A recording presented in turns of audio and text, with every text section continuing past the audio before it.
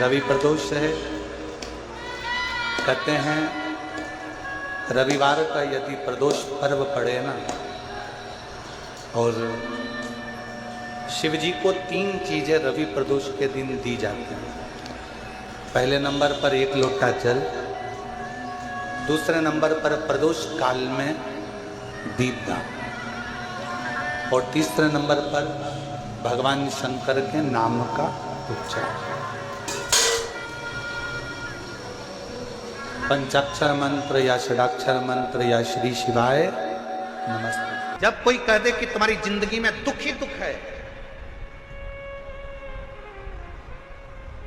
जब कोई कह दे तुम्हारे जीवन में कष्ट ही कष्ट है, तब एक काम चालू करो, शिव की आराधना।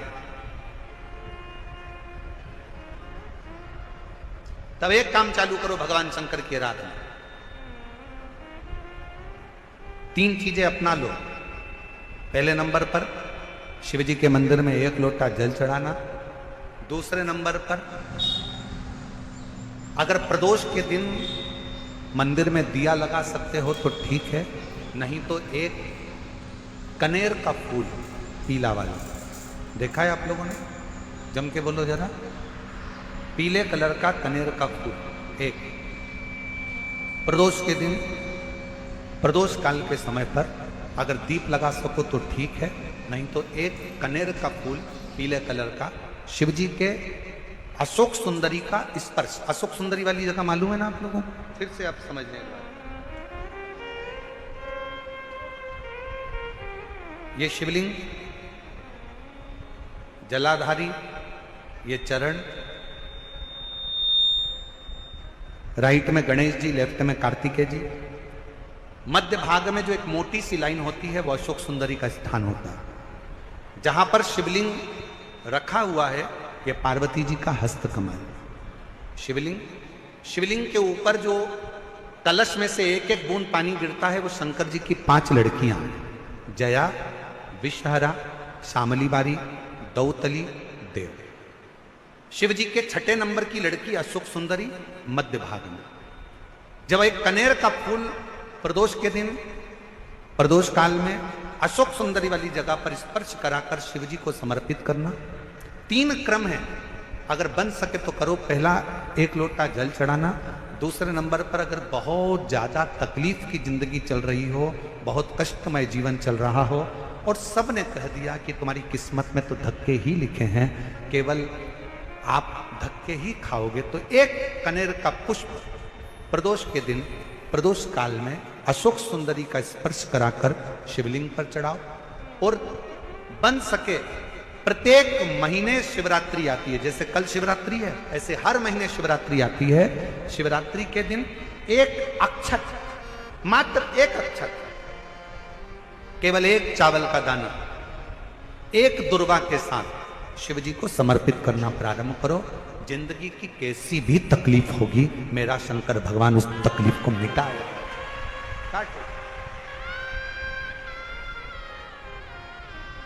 शिव की आराधना, और दिल से बाबा को पुकारते रहो, श्री शिवाय नमस्तुभ्यं, श्री शिवाय नमस्तुभ्यं, श्री शिवाय नमस्तुभ्यं, श्री शिवाय नमस्तुभ्यं। उसको पुकारते रहो, दिल से उसको विश्वास के साथ पुकारो। पार्वती जी के भाग्य में लिखा था कि इनको जो पति मिलेगा वो नग्न वेशधारी मिलेगा, जटाजूड़ वाला मिलेगा, भस्म रमाने वाला मिलेगा, पर उन्होंने, पार्वती जी ने शिव जी की आराधना करना प्रारंभ करी। और जब भगवान शंकर की आराधना करना प्रारंभ करी तो भगवान शंकर ही उनको पति के रूप में मिल गए। और जब स्वयं देव अधिदेव महादेव हमारे भाग्य में अगर आ जाते हैं तो बाकी के भाग्य की सारी रेखाएं अपने आप सीधी हो जाती। सब रेखा शिव को पुकारो।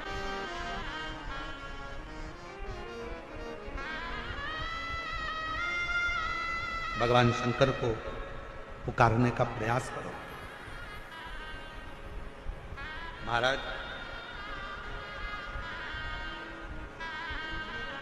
शिव महापुराण की कथा एक बड़ी सुंदर बात कहती है, बहुत सुंदर।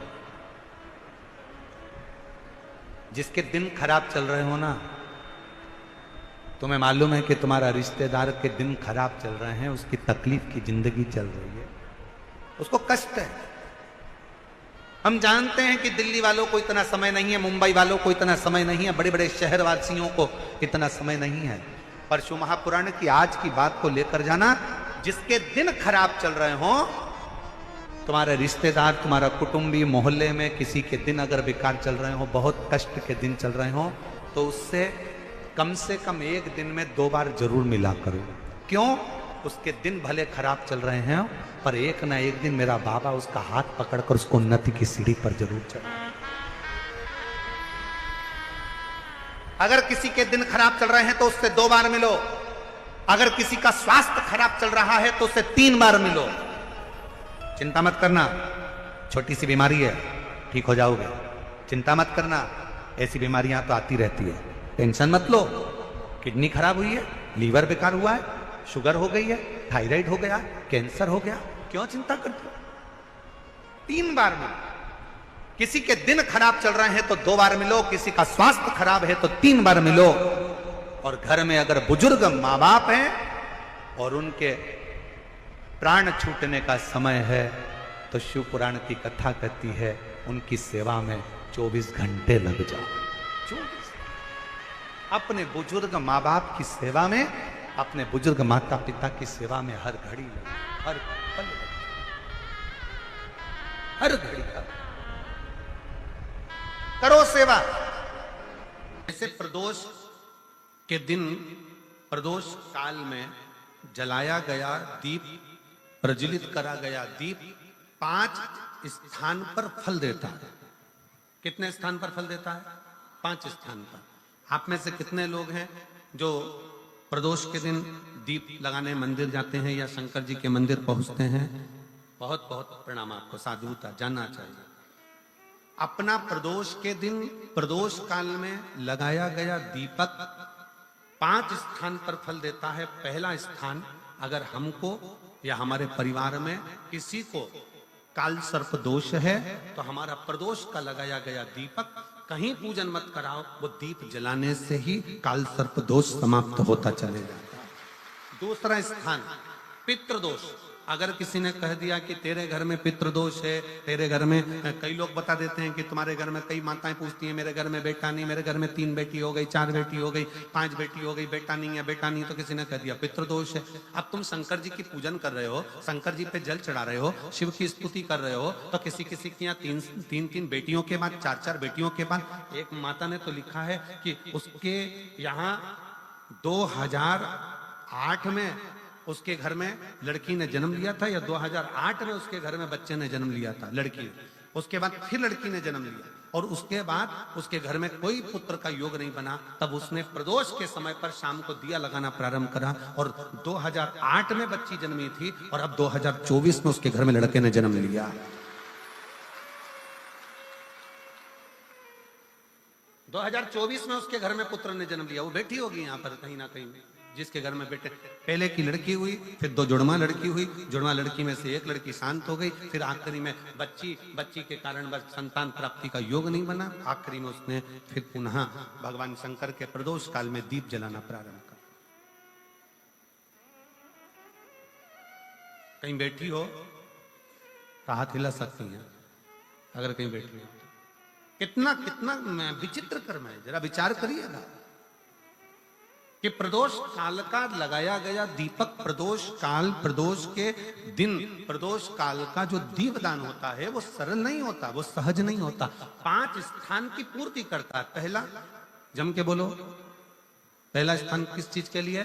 काल सर्प दोष के लिए। दूसरा, पितृदोष।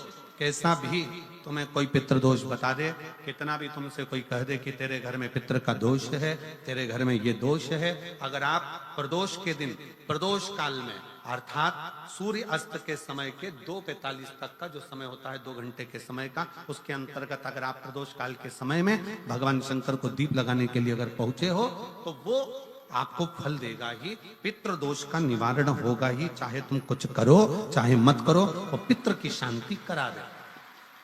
दूसरे नंबर पर है पितृदोष, तीसरे नंबर पर है वास्तु दोष। हमारे घर का, अब एक बहुत बहुत सावधानी से श्रवण करने वाला विषय है।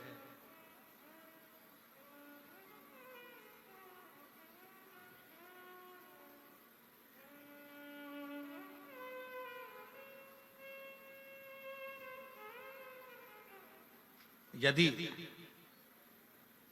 वंश की वृद्धि नहीं है,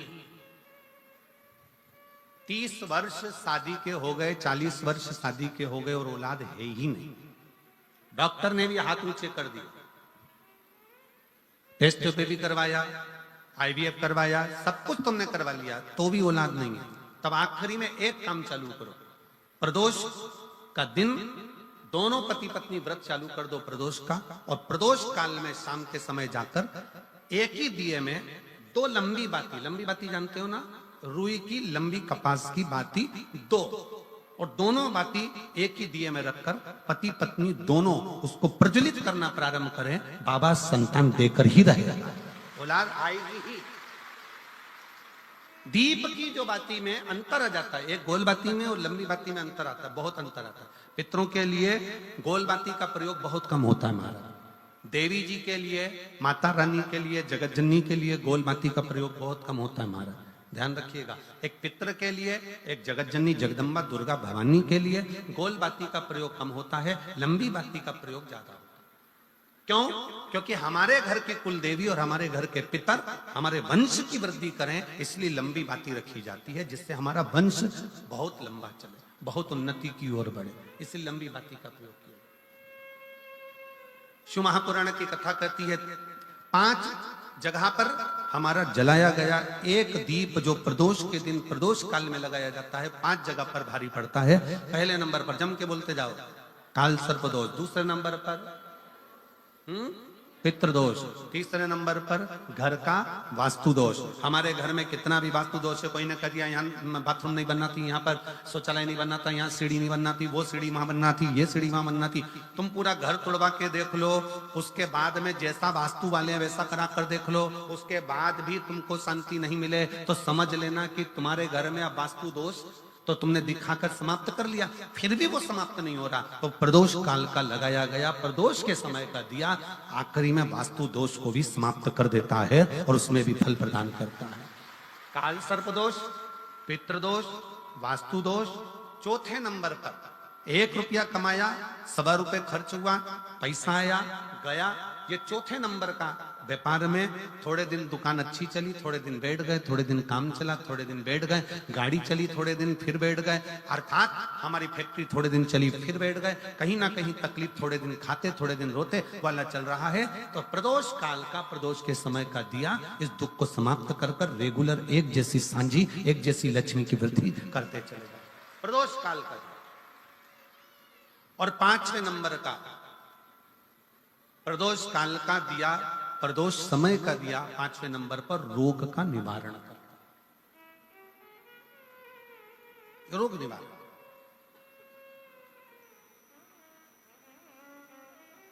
ये 5 स्थान जो बताए गए हैं प्रदोष काल के दिन, प्रदोष के दिन दीप प्रज्वलन के। नया काम का चालू कर रहे हो आप, कोई व्यापार के लिए जा रहे हो, नौकरी नहीं लग रही हो, सर्विस नहीं लग रही हो आपकी, आपने बहुत एग्जाम दे ली, बहुत परीक्षा के लिए आपने तैयारी कर ली है, बहुत प्रयास कर लिया, बहुत प्रयास, अथक प्रयास आपने कर लिया, भगवान प्रदोष का अगर दिन हो और प्रदोष काल का समय हो और एग्जाम प्रदोष के बाद हो, या आपको तारीख मालूम पड़ जाए, उसके पहले अगर 15 दिन 20 दिन पहले भी प्रदोष पड़ रही हो तो बेलपत्री समभागी बना। समभागी मतलब ये जो चिकना वाला पत्ता होता है ना बेलपत्री का, सीधा वाला भाग, और इस पत्ती का भी सीधा वाला भाग, ये दोनों जो बेलपत्री के चिकने भाग होते हैं महाराज, ये बेलपत्री का जो चिकना भाग है और ये चिकना भाग है, इन दोनों में लाल चंदन लगाकर बेलपत्री के भाग को जोड़ना। मारा इस भाग को अपने हस्त कमल में रखकर उल्टा हाथ उस पर रखकर भगवान देवाधिदेव महादेव के 12 ज्योतिर्लिंग का स्मरण करना। श्री शिवाय नमस्तुभ्यम, या पंचाक्षर मंत्र नमः शिवाय, या षडाक्षर मंत्र ओम नमः शिवाय। पंचाक्षर मंत्र हो, षडाक्षर मंत्र हो, श्री शिवाय नमस्तुभ्यम शिव महापुराण का मूल मंत्र हो, स्मरण कर कर उस मंत्र का अपनी कामना कहकर अशोक सुंदरी वाली जगह पर उसको छुआ कर भगवान शंकर पर उसका स्पर्श कराकर उसको लाकर नंदी का एक चरण ऊंचा भाग जहां चरण का हो, नंदी जब शिव जी के सामने होता है तो उसका एक पांव ऊंचा होता है, नंदी का जो पांव ऊंचा हो उस मंदिर में जो भी, चाहे आगे पांव हो पीछे का पांव, जो पांव उस मंदिर में हो ऊंचा, उस चरण के पास अपनी कामना कर कर रख दीजिए और थोड़ा सा मूंग, हरा मूंग थोड़ा सा, श्री गणेश जी महाराज का नाम लेकर किसी भी गौशाला में या नंदी गण जहां हो, आपके मोहल्ले में कोई नंदी हो जो घूमता हो रोड पर, कोई बैल हो, तो उसको वो मूंग खिला दीजिए और उसके बाद थोड़ा सा मूंग हथेली लेकर थोड़ा सा खिलाकर आप अपने एग्जाम पर या कोई व्यापार चालू कर रहे हो या नौकरी करना चाह रहे हो, सर्विस करना, आप उसके लिए चले जाओ, उसमें सफलता मिलेगी। पर करना किसको पड़ेगा? जो व्यापार करने जा रहा है, जो नौकरी करने जा रहा है, जो सर्विस करने जा रहा है, जो अप्लाई करने जा रहा है, जो अप्लाई के लिए आगे बढ़ने जा रहा है, कोई कंपटीशन एग्जाम में बैठने जा रहा है, करना उसको।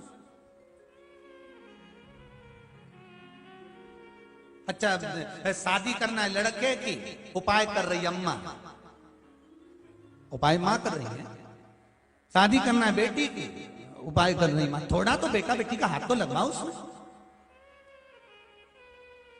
भले वो करने नहीं जाए पर स्पर्श तो कर दे उसको। फिर कल वाली बात आ गई महाराज, तुम समोसा खाओगे तो तुम्हारे पेट में जाएगा, वो खाएगा उसके पेट में जाएगा, तुम भजन करोगे तुम्हें मिलेगा, वो करेगा उसको मिलेगा, दान तुम करोगे तुम्हारे खाते में जाएगा, वो करेगा उसके खाते में जाएगा। शास्त्र कहता है दूध चढ़ाने से घर में संतान की वृद्धि होती है, दही चढ़ाने से भगवान शिव के, अगर शिवलिंग पर हम दही चढ़ाते हैं उससे परिवार में प्रेम बढ़ता है। क्या बढ़ता है? प्रेम। फिर घी चढ़ाने से हमारे घर से रोग दूर होता है। शहद चढ़ाने से, भगवान शंकर पर जो शहद चढ़ाया जाता है वो चढ़ाने से घर में संपदा की वृद्धि होती है। और 5वें नंबर पर भगवान को शक्कर, खांड जो आप जानते होंगे, शक्कर आदि पिसी हुई चढ़ा देने से, शिव जी को चढ़ाने से हमारे घर के बच्चे जिद्दी नहीं होते। क्यों कहते हैं? जो बच्चा जिद्दपन करता हो, जो बच्चा जिद्दी रहता हो, तो क्यों कहते हैं कि अवधूतेश्वर महादेव का नाम लो और उसके हाथ में शक्कर की कटोरी देकर शंकर जी पे चढ़वा दो, बच्चा कभी जिद्दपन नहीं करता। अवधूतेश्वर महादेव का नाम लेकर सोमवार की अष्टमी के दिन